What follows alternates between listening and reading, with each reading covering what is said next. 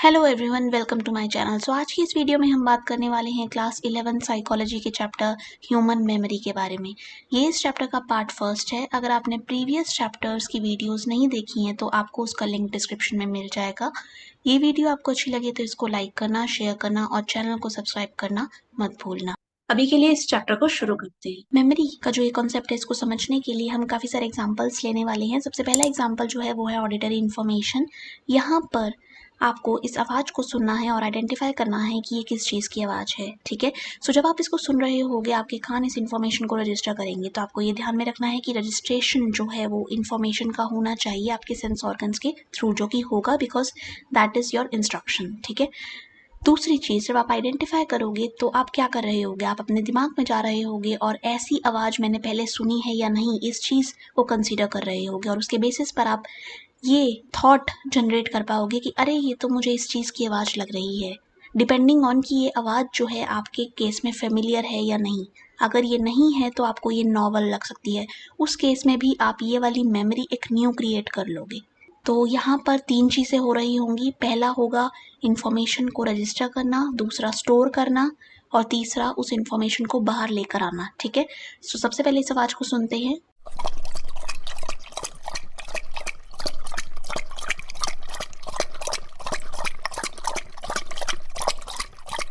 क्या आप ये आइडेंटिफाई कर पाए कि ये आवाज़ जो थी पानी की थी, ऐसा पानी जो कि स्टिल नहीं है बल्कि मूवमेंट में है?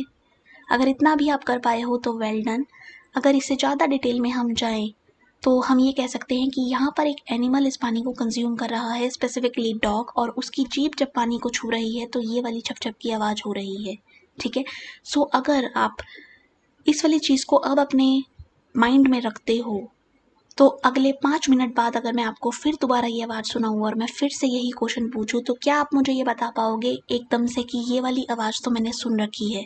अगर आप ये कर पाओगे तो यानी आपने इनकोडिंग यानी रजिस्ट्रेशन ऑफ इन्फॉर्मेशन किया अपने सेंस ऑर्गन के थ्रू, स्टोर किया उस इन्फॉर्मेशन को ताकि आप उसे दोबारा यूज़ कर सको। और जब मैंने कहा कि आप मुझे दोबारा से बताओ ये वाली इन्फॉर्मेशन, तो आपने वो वाली इन्फॉर्मेशन को अपने दिमाग से बाहर निकाला। तो रिट्रीवल का प्रोसेस यहाँ पर देखने को मिला।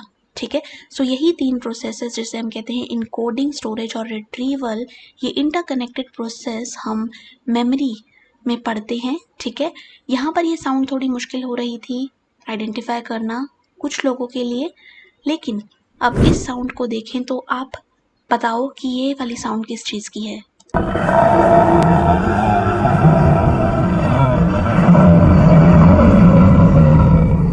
यहाँ पर इस आवाज़ को जब आप आइडेंटिफाई करने जा रहे हो तो क्या आप ये सोच रहे हो कि ये तो किसी मॉन्स्टर की आवाज़ है? अगर आप ऐसा कर रहे हो तो यहाँ पर आप फिर दोबारा परिचय दे रहे हो इस चीज़ का कि आपकी मेमोरी में एग्जिस्टिंग इन्फॉर्मेशन है और उस चीज़ को आप फिर दोबारा से रिट्रीव कर रहे हो, ये स्टिमुलस या ये इन्फॉर्मेशन रजिस्टर करने के बाद। यहाँ पर ये जो स्टिमुलस है ये आपकी हेल्प कर रहा है उस मेमोरी को रिविजिट करने में जो कि ऑलरेडी है। हो सकता है कि वो मेमोरी ना हो और अभी के अभी बनी हो, जिसमें आपने सुना कि यहाँ पर दीदी ने मुझे मॉन्स्टर की आवाज़ सुनाई है, लेकिन उसके चांसेस कम है बिकॉज ये वाली आवाज़ जो है वो हॉरर मूवीज़ में हमें काफ़ी देखने को मिलती हैं और ऐसे में फेमिलैरिटी अगर इन्फॉर्मेशन की है तो वहाँ पर स्टोरेज से चीज़ें बाहर निकालने में आसानी होती है। वहीं बात करें इस वाले साउंड की तो यहाँ पर तो आप झट से बता दोगे कि अरे ये साउंड तो रेन की है। तो इसकी आइडेंटिफिकेशन में आपको मेरे अकॉर्डिंग कोई इतनी मेजर प्रॉब्लम नहीं फेस करनी पड़ी होगी, क्योंकि ये एक फेमिलियर साउंड हो सकती है, रेन की साउंड है, लेकिन यहाँ पर मेमोरी जो है वो डिफरेंट इवोक हो सकती हैं। क्यों? क्योंकि एक ही स्टिमुलस मल्टीपल मेमोरीज को जनरेट कर सकता है depending on persons own subjective experiences. तो जब हम मेमोरी की बात करते हैं तो इन्फॉर्मेशन जो है आप कैसे रजिस्टर कर रहे हो, किस तरीके से वो इनकोड है, किस तरीके से वो स्टोर्ड है और कितनी आसानी से वो रिट्रीव की जा सकती है, ये सारी चीज़ें भी मैटर करती हैं। यहाँ पर जब मैंने ये 3 साउंड्स आपके सामने रखी तो ये अलग अलग थी। मैं एक इन्फॉर्मेशन को प्रोवाइड कर भी बता सकती थी कि स्टोरेज, रिट्रीवल और इनकोडिंग का प्रोसेस कुछ होता है, लेकिन इन 3 चीज़ों को एक साथ रखने का मेरा जो पर्पस था वो ये था कि आप जब इन्फॉर्मेशन को एक्वायर करते हो एनवायरनमेंट से, तो अगर वो छोटे छोटे टुकड़ों में आ रही है तो ईजी होगा उस चीज़ को प्रोसेस करना। लेकिन अगर सेंस ऑर्गन्स जो हैं वो ओवरलोड हो रहे हैं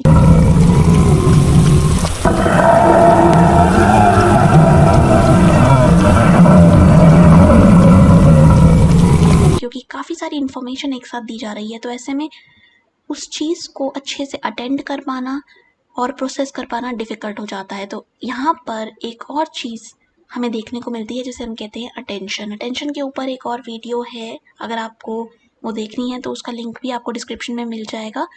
हमारे सेंस ऑर्गन हर एक चीज़ इन्वायरमेंट से नहीं लेते, वो सेलेक्टिवली अटेंड करते हैं कि क्या हमें मेमोरी में रखना है, क्या स्टोर करना है। इस वाली इन्फॉर्मेशन से आपको कुछ याद आता है, कोई मेमोरी? मुझे तो याद आती है एक गेम की जो कि कहलाता था पैकमैन, और यहाँ पर भूत तो नहीं दिख रहे लेकिन I can imagine and I can also imagine कि ये येलो कलर का होता था, तो यहाँ पर ये वाइट कलर का क्यों है? तो यहाँ पर मैं अपनी मेमोरी से बाहर चीज़ें लेकर आ पा रही हूँ। क्यों? क्योंकि मेरे केस में स्टोरेज हुई है, क्योंकि मैंने काफ़ी अटेंशन देकर ये वाला गेम खेला था अपने पास्ट में। ठीक है, सो अटेंशन मैटर करती है, और इनकोडिंग, स्टोरेज और रिट्रीवल, ये सारे प्रोसेसेस मैटर करते हैं। इमोशन जो है वो भी मैटर करते हैं। एंड फाइनली हमारे पास जो क्यू होते हैं, क्यू मतलब अगर ये वाली फ़ोटो इस लड़के को उस वाले एक्सपीरियंस की याद दिलाती है जहाँ पर ये प्रेजेंट मोमेंट में भी अपने उस वाले एक्सपीरियंस को याद कर पा रहा है जहाँ पर इसने विक्ट्री हासिल की थी और ये सेलिब्रेट कर रहा था, तो ऐसे में इस वाली फ़ोटोग्राफ्स का होना इसके लिए क्यू है। इसे हम कहेंगे रिट्रीवल क्यू, और ये फ़ोटोग्राफ एक्ट करेगी एज अ रिमाइंडर कि आपको ये चीज़ जो है वो दोबारा से रिविज़िट करनी है, या आप कर रहे हो बिकॉज आपने फ़ोटो देखी है जिससे आपकी यादें ताज़ा हो गई। ठीक है, ये पॉजिटिव मेमोरी के लिए भी हो सकता है, नेगेटिव मेमोरीज के लिए भी हो सकता है। यहाँ पर ये छोटा सा ब्रीफ डिस्क्रिप्शन है of things that we are going to learn in this video. So इसको डिटेल में भी पढ़ेंगे आगे, लेकिन अभी के लिए बस इतना ही है। 3 इंटर रिलेटेड प्रोसेसेस जो मैंने आपको बताए हैं, अगर आप उसको भूल जाओ तो आपको ये चीज़ जो है वो ध्यान में रखनी है कि एक बॉल आई, वो रुकी एंड देन वो भाग गई। ठीक है, सो जब वो आई, स्टोर हुई और भागी, तो आने का प्रोसेस जो है इन्फॉर्मेशन के रजिस्टर होने का, वो कहलाएगा इनकोडिंग। यहाँ पर आपके जो न्यूरॉन्स हैं वो फायर कर रहे होते हैं, मैसेज दे रहे होते हैं। आपका सेंट्रल नर्वस सिस्टम जिसमें आता है ब्रेन और स्पाइनल कोड, वो भी एक्टिव होता है। इन्फॉर्मेशन को जिसको आपने काफ़ी सारे सेंस ऑर्गन्स के थ्रू एक्वायर किया है, आप उसको स्टोर कर लेते हो और फाइनली रिट्रीव करते हो। अगर किसी भी स्टेज पर कोई भी डिफ़िकल्टी आती है तो उसकी वजह से फॉरगेटिंग हो सकती है, तो फॉरगेटिंग भी एक इम्पॉर्टेंट इशू बनकर आता है अगर हम बात करें मेमोरी की। तो सो इन्वायरमेंट से हम लेते हैं इनपुट और उसके बेसिस पर हम जनरेट करते हैं आउटपुट। यहाँ पर ये वाला आउटपुट जो है वो रिट्रीवल को दिखा रहा है, इनपुट जो है वो रजिस्ट्रेशन या इनकोडिंग को दिखा रहा है।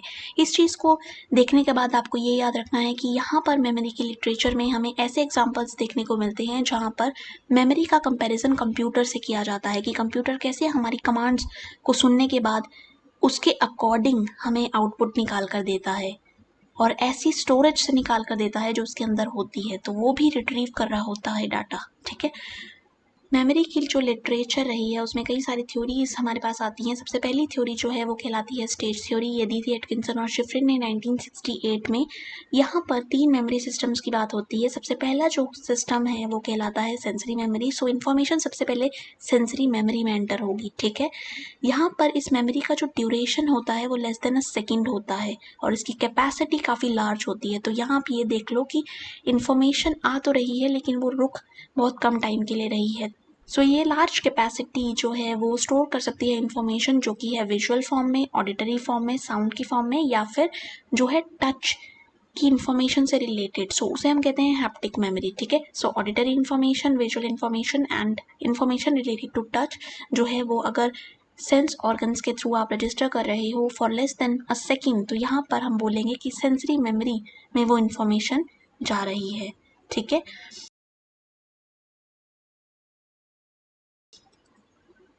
सो सेंसरी मेमोरी में अगर वो इन्फॉर्मेशन है और उस इन्फॉर्मेशन को अटेंड किया जाता है सेलेक्टिवली, तो आप बाकी के डिस्ट्रैक्टर्स को हटा देते हो और एक पर्टिकुलर चीज़ पर जो है वो फोकस करते हो, तो यहाँ पर जो प्रोसेस लगता है, कंट्रोल प्रोसेस जिसे हम बोलते हैं, वो लगता है सेलेक्टिव अटेंशन का। ठीक है। आपका किसी चीज़ पर, किसी स्टिमुलस पर फोकस करना, डिस्ट्रैक्शंस को हटाते हुए, वो कहलाता है सिलेक्टिव अटेंशन। और आप जब इंफॉर्मेशन ले रहे हो तो ओवरलोड से बचने के लिए, जैसा कि मैंने पहले बताया था, आप काफ़ी ज़्यादा सतर्क रहते हो कि मुझे कौन सी इंफॉर्मेशन जो है अपनी स्टोरेज तक भेजनी है, ऐसी स्टोरेज जो थोड़ी बेहतर है। सेंसरी मेमोरी का ड्यूरेशन कम है, लेकिन जो अगला सिस्टम हमारे पास आता है उसमें अगर हम अटेंशन का यूज़ करते हैं, जैसे कि हम यहाँ कर रहे हैं, तो आप जब इस इंफॉर्मेशन को देख रहे हो तो यहाँ कुछ लिखा जा रहा है, ठीक है, लेकिन अब मैं कुछ बोल भी रही हूँ और ये लिखा भी जा रहा है, तो क्या आपके लिए ये ईजी हो रहा है ये देखना कि यहाँ पर क्या लिखा जा रहा है? आई थिंक आपको थोड़ी प्रॉब्लम हुई होगी। लेकिन अगर यहाँ मैं कोई इंस्ट्रक्शन ना दूँ और आपके लिए ये वीडियो चला दूँ, जैसे कि मैं अभी करने वाली हूँ,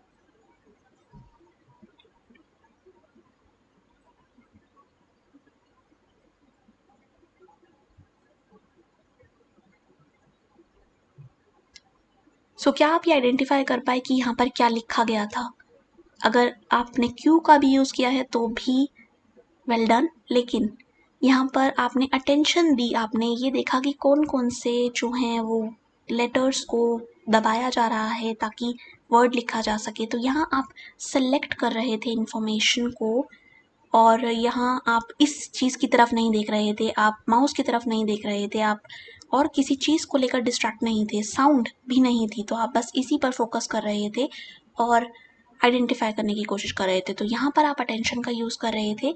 और अगर आप ये वाली इंफॉर्मेशन रिपीट करो कि ओके, यहाँ पर डिडक्टिव रीजनिंग नाम का वर्ड जो है वो लिखा गया है और मैं उसे अटेंड कर रहा हूँ बिकॉज मैं नहीं चाहता कि मैं वो भूल लूँ, और आप उसको रिपीट कर रहे हो, वो अगले स्टोर में जाएगा जिसे हम कहते हैं शॉर्ट टर्म मेमोरी। यहाँ पर जो ड्यूरेशन होता है वो 30 सेकेंड का रहता है। तो आपने क्या किया, आपने अपनी सेंसरी मेमोरी में जो इन्फॉर्मेशन थी उसको अटेंशन दी एंड आपने उसको अपने शॉर्ट टर्म मेमोरी में भेज दिया। शॉर्ट टर्म मेमोरी की बात करें तो यहाँ पर इस सर्कल को अगर आप ध्यान से देखो तो आप ये पाओगे कि ये दिखा रही है आपकी स्टोरेज की कैपेसिटी जो कि है स्मॉल। सेंसरी मेमोरी की जब स्लाइड आई थी तो उसमें काफ़ी बड़ा ये सर्कल था और उसके अंदर कुछ लिखा हुआ था। अगर आप सोच रहे हो वो कैपेसिटी लिखा था तो आपकी मेमोरी अच्छे से काम कर रही है, गुड। अगर शॉर्ट टर्म मेमोरी में हमें 30 सेकेंड तक इन्फॉर्मेशन को बनाए रखना है तो ऐसे में वो 30 सेकेंड काटना मुश्किल हो सकता है क्या? हो सकता है अगर इन्फॉर्मेशन जो है वो सही से वहाँ मेंटेन ना की जाए, ठीक है। फॉर एग्जांपल अगर इन्फॉर्मेशन कुछ इस तरीके की है तो यहाँ पर आपको दिख रहे हैं कुछ थंबनेल्स जो कि मैंने बनाए हैं। यहाँ पर अगर आप इन वर्ड्स को याद रखना चाहते हो तो आपको इनको देखना होगा, ठीक है। एक है shadow, dark secret, run, lost, then next is the hidden battle, then evil awaits. तो यहाँ पर इस इंफॉर्मेशन को अगर आप रिपीट नहीं करते तो ये इंफॉर्मेशन चली जाएगी आपकी मेमोरी के सिस्टम से बाहर, आपकी शॉर्ट टर्म मेमोरी से बाहर, यानी ये वैनिश हो जाएगी, डिसअपियर हो जाएगी, क्योंकि इसको नहीं मिली मेंटेनेंस। दिमाग ने इस चीज़ को दोहराया नहीं, जिस चीज़ की डिमांड थी जो थी कि आप इंफॉर्मेशन को बांध लो, कैसे, उसको रिपीट कर करके। मेंटेनेंस जो है वो इन्फॉर्मेशन मांगेगी। अगर मुझे ये याद रखना है कि वहाँ पर जो थंबनेल्स थे उनमें क्या क्या लिखा था या क्या क्या बना हुआ था, तो वहाँ पर मुझे उस मेंटेनेंस को करते टाइम सुपरफिशियल लेवल पर ये ध्यान रखना होगा कि मुझे यहाँ पर रिपीटेशन की ज़रूरत है, मुझे कहीं पर भी डीप लेवल ऑफ प्रोसेसिंग नहीं चाहिए। मुझे ऐसा नहीं है कि मैं बहुत ज़्यादा मीनिंग उस चीज़ में डालूँ और एक स्टोरी बनाऊँ उसी टाइम, नहीं। मुझे 30 सेकेंड तक उस इन्फॉर्मेशन को अपने शॉर्ट टर्म मेमोरी में रखना है और उसके अकॉर्डिंगली मुझे उस इन्फॉर्मेशन को जो है वो मेंटेन करने के उपाय ढूंढने होंगे, और वो उपाय होगा रिपीटेशन, जहाँ पर आप एक ही इन्फॉर्मेशन को रिपीट करोगे। एक और प्रोसेस आता है जो हेल्प करता है इन्फॉर्मेशन को शॉर्ट टर्म मेमोरी में रखने के लिए, वो कहलाता है चंकिंग, ठीक है। यहाँ पर एक बड़ी इन्फॉर्मेशन आपके पास आती है। फॉर एग्जांपल यहाँ पर आप एक फ़ोन नंबर ले लो, तो आपको अगर ये फ़ोन नंबर इतना बड़ा लग रहा है कि ये तो याद ही नहीं होगा, तो आप क्या करोगे, छोटे छोटे चंक बना लोगे, उसके पार्ट्स बना लोगे। एक में 3 डिजिट ले लोगे, दूसरे में भी 3 डिजिट ले लोगे, बाकी में रिमेनिंग डिजिट। किसी भी बड़ी इन्फॉर्मेशन को चंकिंग के द्वारा आप मेमोरी सिस्टम में रख सकते हो। यहाँ पर छोटे छोटे चंक्स बनाने की इफेक्टिव स्ट्रैटेजी माना जाता है, क्योंकि ये STM की कैपेसिटी को एक्सपेंड कर देता है, जो कि अदरवाइज होती है 7 ± 2, ठीक है। ये याद रखना है, ये आ सकता है आपके एग्जाम में। जब हम मेंटेनेंस रिहर्सल की बात करते हैं तो हम उतनी गहराई में नहीं जाते, हम बस छोटे चंक्स बनाकर उस इन्फॉर्मेशन को अपने मेमोरी में रखते हैं, ठीक है। शॉर्ट टर्म मेमोरी के बाद अब बात करते हैं लॉन्ग टर्म मेमोरी की। सो यहाँ पर एज टर्म इज सजेस्टिंग कि लॉन्ग टर्म के लिए मेमोरीज बनेंगी, तो यहाँ पर टाइम और कैपेसिटी दोनों ही ज़्यादा माना जाएगा। तो बड़ी बड़ी घड़ियाँ ये दिखा रही हैं कि इंफॉर्मेशन यहाँ पर रहने आई है, अपना घर बसाने आई है उस जगह पर, उस सिस्टम में, ठीक है। तो टाइम की बात तो हमने यहाँ कर ली। कैपेसिटी की अगर हम बात करें तो ये भी होती है काफ़ी ज़्यादा दमदार और काफ़ी बड़ी ये कैपेसिटी मानी जाती है। यहाँ पर आप इतनी सारी इन्फॉर्मेशन रख सकते हो क्योंकि उस इन्फॉर्मेशन ने वो वाले लेवल पार कर लिए हैं शॉर्ट टर्म का और सेंसरी मेमोरी का, और उसके बाद ये इलेबोरेटिव रिहर्सल के बाद यहाँ पहुँची है। तो यहाँ पर ये जो मेमोरी होगी इसके साथ एक मीनिंग अटैच होगा, इसके साथ एक इमोशन भी अटैच हो सकता है। यहाँ पर इसकी डीप लेवल ऑफ प्रोसेसिंग हुई है, पर्सन ने काफ़ी ज़्यादा टाइम यहाँ पर स्पेंड किया है इस इंफॉर्मेशन को यहाँ रखने के लिए, ठीक है। सो ये इन्फॉर्मेशन जो कि है एक सेलिब्रेशन की मेमोरी, ये पर्सन के लिए मैटर कर सकती है, तो वो इस मेमोरी को याद करके खुश हो सकता है और ये यहाँ फॉर एवर के लिए है, तो ये पर्सन कभी नहीं भूलेगा। या अगला इवेंट जहाँ पर वो पर्सन अपने पेरेंट्स के साथ जाता है चिड़ियाघर, जहाँ पर वो बंदर देखता है जो शैतानी कर रहे होते हैं। या एक मेमोरी ये हो सकती है कि बहन का रूठ जाना और भाई का उसको मनाना, उसके लिए चॉकलेट लाना और उसको हक करना। या फिर सी मूवी देखने जाना जहाँ पर बोला तो ये क्या कि कॉमेडी देखने जा रहे हैं और देखने बैठ गए हॉरर, जिसके बाद जब सिनेमा घर से निकले तो हालत टाइट थी। तो यहाँ पर कैपेसिटी जो है वो बियॉन्ड जा रही है, तो ये स्क्रीन से ही बाहर निकल रही है, ठीक है। और ये काफ़ी ज़्यादा स्पेस घेरे हुए है, तो large capacity and for longer duration, ये आपको याद रखना है। सो लॉन्ग टर्म मेमोरी में एक और चीज़ आपको ध्यान रखनी है जो कि है एसोसिएशन की। आपके पास जब नई इन्फॉर्मेशन आती है तो आप चाहते हो कि इस वाली इन्फॉर्मेशन को आइसोलेटेड ना देखते हुए अपनी प्रीवियस इन्फॉर्मेशन से थोड़ा सा लिंक करके देखा जाए, क्योंकि ये वाली इन्फॉर्मेशन इसको सपोर्ट करेगी। इस तरीके की एसोसिएशन हेल्प करती है हमारी जब हम लैंग्वेज लर्निंग की बात करते हैं। तो न्यू इन्फॉर्मेशन, न्यू वोकैबुलरी अगर हमें सीखनी है तो हम देखेंगे कि अच्छा मेरे पास पास्ट में क्या क्या इन्फॉर्मेशन अवेलेबल है, क्या ये अवेलेबल इन्फॉर्मेशन इस इन्फॉर्मेशन को थोड़ा सा भी सपोर्ट दे रही है। अगर वो दे रही है तो काफ़ी अच्छी चीज़ वो कर रही है, अगर नहीं तो यहाँ पर जो है वो इन्फॉर्मेशन स्टे कर लेती है अगर अच्छी इलेबोरेटिव रिहर्सल की गई हो तो, और वो दूसरी इन्फॉर्मेशन नई इन्फॉर्मेशन को सपोर्ट देने वाली बन जाती है। तो ये पैटर्न चलता रहता है क्योंकि एक मेमोरी नहीं है, मल्टीपल मेमोरीज यहाँ पर देखने को मिलती हैं। सो जितनी ज़्यादा एसोसिएशंस आप यहाँ पर बना पाओगे वही डिटरमाइन करेगा कि न्यू इन्फॉर्मेशन जो है वो कितनी ज़्यादा परमानेंट रह पाएगी। तो ज़्यादा अगर एसोसिएशन आप बना पा रहे हो तो यानी ज़्यादा सपोर्ट इस इन्फॉर्मेशन को मिल रहा है, तो ऐसे में आपकी जो रिहर्सल हो रही है वो अच्छी हो रही है। और ये मेंटेनेंस रिहर्सल से कैसे डिफरेंट है, क्योंकि वहाँ पर केवल वोकल रिपीटेशन होता था, साइलेंट, आप अपने मन मन में दोहरा रहे होते थे चीज़ों को। लेकिन यहाँ पर आप एक अच्छी इन्फॉर्मेशन की स्टोरेज करवाने के लिए इन्फॉर्मेशन को मीनिंग देते हुए ऑलरेडी एग्जिस्टिंग इन्फॉर्मेशन के साथ कनेक्ट कर रहे हो, तो ये हो जाता है इलेबोरेटिव रिहर्सल, ठीक है। सो यहाँ पर ये थंबनेल जो आप देख रहे हो ये हैं 7 थंबनेल, ठीक है। क्योंकि मैंने ये खुद क्रिएट किए हैं तो ऐसे में मेरी मेमोरी में ये काफ़ी टाइम तक रहेंगे as compare to your memory, ठीक है। क्योंकि आपका जो इन्वॉल्वमेंट था वो उस प्रोसेस में नहीं था, मेरा था।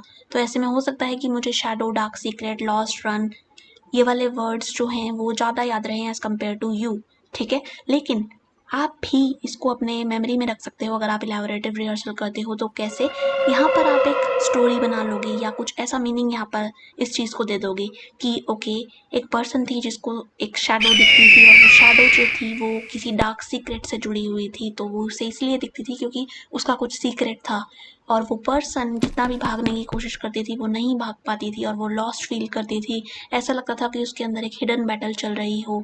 और वो वाली जो शैडो थी वो तब आती थी जब आवाज़ हो रही होती थी, तो वो पर्सन जो है वो काफ़ी शांत रहने की कोशिश करती थी और उसको ऐसा लगता था कि कहीं ना कहीं ईवल जो है उसका इंतज़ार कर रहा है। तो यहाँ पर इस इन्फॉर्मेशन को जो कि हैं कुछ वर्ड्स हम अपनी मेमोरी में रखने के लिए कुछ मीनिंग दे रहे हैं। फॉर एग्जांपल स्टोरी का यूज़ कर रहे हैं, लेकिन मेरी स्ट्रैटेजी आपसे डिफरेंट हो सकती है। फॉर एग्जांपल क्योंकि मैं इस प्रोसेस में इन्वॉल्व थी, मुझे पता है कि ये वाली पिक्चर जो है वो ऐसी नहीं दिखती थी। यहाँ पर ये पर्सन किसी पेड़ को हाथ लगा रहा था, ना कि किसी भूत को। तो यहाँ पर मेरा एक्सपीरियंस क्योंकि इस इंफॉर्मेशन के साथ काफ़ी सब्जेक्टिव और काफ़ी इमोशनल रहा है, तो मेरे लिए इस इंफॉर्मेशन को रख पाना थोड़ा सा इजी हो सकता है, लेकिन आप भी अगर कुछ ऐसा मीनिंग इस चीज़ को दे सकते हो जो आपकी हेल्प करे, तो वो भी काफ़ी ज़्यादा हेल्प आपकी कर सकता है। तो यहाँ पर इलैबोरेटिव रिहर्सल में आपके पास इंफॉर्मेशन होती है, आप ऑलरेडी एग्जिस्टिंग इंफॉर्मेशन के साथ इस चीज़ को मैच करते हो और एसोसिएशन बनाते हो, ताकि ये वाली चीज़ जो है वो आपकी स्ट्रॉन्ग हो जाए, न्यू इन्फॉर्मेशन और लॉन्ग टर्म मेमोरी में बरकरार रहे। क्या आपने एग्जाम्पल पहले देखा है? क्या यही रंग था इस फोटो का? याद करो और कमेंट करो अगर कर सकते हो तो। यहाँ पर हमने चंकिंग की बात की थी, ठीक है, लेकिन अगर मैं आपसे कहूँ कि मेरे दिमाग में ये वाली जो इन्फॉर्मेशन है ये अलग तरीके से है, क्योंकि मैंने हर इस चीज़ को ऐसे याद कर रखा है कि ओके 1879 में पहली साइकोलॉजिकल लेबोरेटरी खुली थी जर्मनी में, खोली थी विल्हेल्म वुंट ने। ये चीज़ आपने फर्स्ट चैप्टर में भी पढ़ी है, उसकी वीडियो आप देख सकते हो, डिस्क्रिप्शन में लिंक होगा। 1900 में एक सिगमंड फ्रॉइड नामक व्यक्ति की बुक आई थी जिससे हम कहते हैं इंटरप्रिटेशन ऑफ ड्रीम। सो ये मेरे लिए ऐसी इन्फॉर्मेशन है जो मुझे उस बुक की याद दिलाती है। 1912 में इंटेलिजेंस कोशंट जो है वो दिया गया था विलियम स्टर्न के द्वारा। तो यहाँ पर ये तीनों इन्फॉर्मेशन मेरे लिए एक अलग मीनिंग लिए हुए हैं। क्या पता आप जब इसको याद कर रहे हो आप कुछ और मीनिंग इसके साथ अटैच कर दो, कोई हिस्टोरिकल इवेंट जो कि मुझे ना पता हो और आपको पता हो। सो इस वाले मॉडल ने काफ़ी सारी चीज़ें एक्सप्लेन की कि एक मेमोरी सिस्टम से दूसरे मेमोरी सिस्टम में इंफॉर्मेशन कैसे जाती है। काफ़ी ज़्यादा अच्छा था, पहला अटेम्प्ट था, लेकिन ये भी बिना क्रिटिसिज्म के नहीं था। कुछ लोगों ने ऐसा बोला कि इतने सेपरेट ये स्टोर्स नहीं होते, ऐसा भी हो सकता है कि शॉर्ट टर्म मेमोरी में प्रॉब्लम हो, वो अफेक्ट हो जाए, किसी वजह से डैमेज हो जाए, लेकिन लॉन्ग टर्म मेमोरी इंटैक्ट रहे, बिल्कुल सही रहे।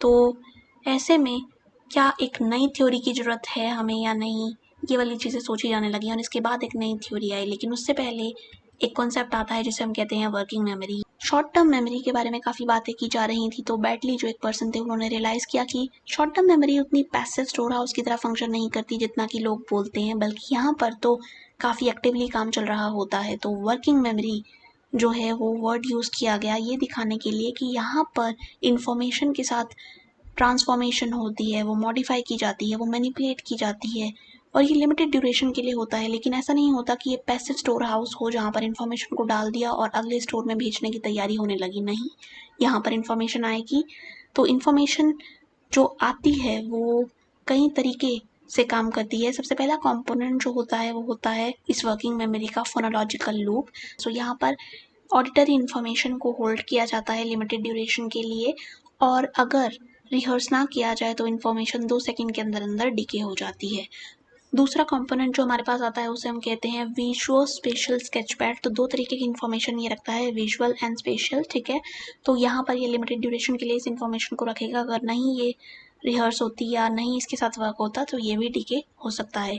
एक और चीज़ आती है जिसे हम कहते हैं एपिसोडिक बफर। तो ये एपिसोडिक बफर क्या करता है, ये लॉन्ग टर्म मेमोरी से जो इन्फॉर्मेशन है वो लेता है और ये इन दोनों से कम्युनिकेट करता है। तो एक तरीके से ये इन्फॉर्मेशन को रखता है और यहाँ पर ये बफर की तरह काम करता है। तो यहाँ पर टेम्परेरी बेसिस पर इंफॉर्मेशन को रखा जा रहा है, ना कि परमानेंट बेसिस पे, और लॉन्ग टर्म मेमोरी से जो कम्युनिकेशन है वो बरकरार रहता है। एक ऐसा कंपोनेंट जो कि तीनों पे निगरानी रखता है वो कहलाता है सेंट्रल एग्जीक्यूटिव। ये बिल्कुल ऐसा होता है कि ये इंफॉर्मेशन यहाँ से भी ऑर्गेनाइज करेगा, यहाँ से भी करेगा और यहाँ से भी करेगा, और लॉन्ग टर्म मेमोरी से भी ये कम्युनिकेट करेगा। तो ये काफ़ी सारे टास्क कर रहा होता है मल्टी टैलेंटेड सेंट्रल एग्जीक्यूटिव, ठीक है। सो ये 4 चीज़ें आपको याद रखनी है अगर वर्किंग मेमोरी का कॉन्सेप्ट आपसे पूछा जाए तो। अब बारी आती है अगली थ्योरी की जिसे हम कहते हैं लेवल्स ऑफ प्रोसेसिंग थ्योरी। ये हमें दी थी क्रेक और लॉकहार्ट ने 1972 में। इनके अकॉर्डिंग अगर हमें ये जानना है कि इन्फॉर्मेशन कितने अच्छे से रिटेन हो रही है तो हमें फोकस करना होगा इन चीज़ों पर कि इन्फॉर्मेशन को परसीव कैसे किया जा रहा है, ठीक है। दूसरा, इन्फॉर्मेशन को एनालाइज या अंडरस्टूड करने के लिए कितनी प्रोसेसिंग उस पर्सन के द्वारा लग रही है जो उस इन्फॉर्मेशन को रिटेन करना चाहता है, ठीक है। एक कहलाती है स्ट्रक्चरल प्रोसेसिंग, सबसे ज़्यादा ऊपर ये आती है, सबसे शैलो लेवल की ये होगी। दूसरी होगी फोनेमिक, यहाँ पर साउंड कैसी आ रही है उस वर्ड से जो कि हम अपनी मेमोरी में रखना चाहते हैं। या फिर तीसरा और डीप लेवल जिसे हम कहते हैं सिमेंटिक। सो यहाँ पर मीनिंग उस इन्फॉर्मेशन का क्या है, तो ये डीप लेवल की प्रोसेसिंग मानी जाएगी। एक एग्जांपल ले लेते हैं, यहाँ पर ये जो वर्ड लिखा है इसका एक स्ट्रक्चर है। फॉर एग्जांपल ये एक पर्टिकुलर तरीके से लिखा है और ये इस वाले स्ट्रक्चर से डिफरेंट है जो कि अब आपके सामने है। तो ये वाला स्ट्रक्चर इस वाले स्ट्रक्चर से डिफरेंट है क्योंकि इनमें कुछ सिमिलैरिटी भी हैं तो कुछ डिफरेंसेस भी हैं। लेकिन अगर मैं आपसे कहूँ कि आप फोकस करो इसके साउंड पर, तो यहाँ पर प्रोसेसिंग फोनेमिक हो गई, जबकि अर्लियर इट वाज स्ट्रक्चरल। ठीक है, स्ट्रक्चर पर फोकस था, now it is on sound, जो ये वर्ड प्रोड्यूस करेगा जो कि 3 लेटर का बना हुआ है। साउंड लेवल तक की प्रोसेसिंग जो होगी वो फोनेमिक लेवल की प्रोसेसिंग कहलाएगी। एंड फाइनली सिमेंटिक, जहाँ पर आप आंट को इमेजिन करोगे और इसके अराउंड कुछ ना कुछ एसोसिएशन बना दोगे। तो ये तीनों ही लेवल की प्रोसेसिंग आप कर रहे होते हो। ये सबसे शैलो लेवल की होती है, ये डीप लेवल की होती है। ठीक है, तो एज यू कैन सी ये आउटसाइड सरफेस है, ये इंटरमीडिएट लेवल पर है, ये जो है वो सिमेंटिक है। जितना अच्छे से आप डीप लेवल की प्रोसेसिंग कर पाओगे उतना ही ज़्यादा चांसेस होंगे कि इंफॉर्मेशन जो है वो रिटेन हो पाए आपकी मेमोरी में। स्ट्रक्चरल लेवल ऑफ प्रोसेसिंग रहेगी तो, लेकिन ज़्यादा टाइम तक वो नहीं रह पाएगी। तो ऐसे में ट्राई करना चाहिए कि डीप लेवल की प्रोसेसिंग हो, और इसके लिए इंफॉर्मेशन को रट्टा मारने की बजाय अगर आप उसके साथ थोड़ा टाइम स्पेंड करो, उसको एनालाइज करो, उसे मैनिपुलेट करो, उसके साथ कुछ ना कुछ एसोसिएशन देखो, अपनी प्रीवियस मेमोरीज में जाओ और उसके साथ उसको अटैच करो, तो वो चीज़ काफ़ी हेल्प करती है।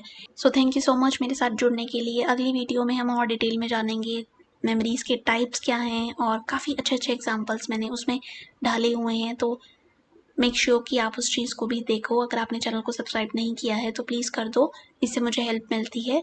एंड मिलते हैं अगले वीडियो में। बाय।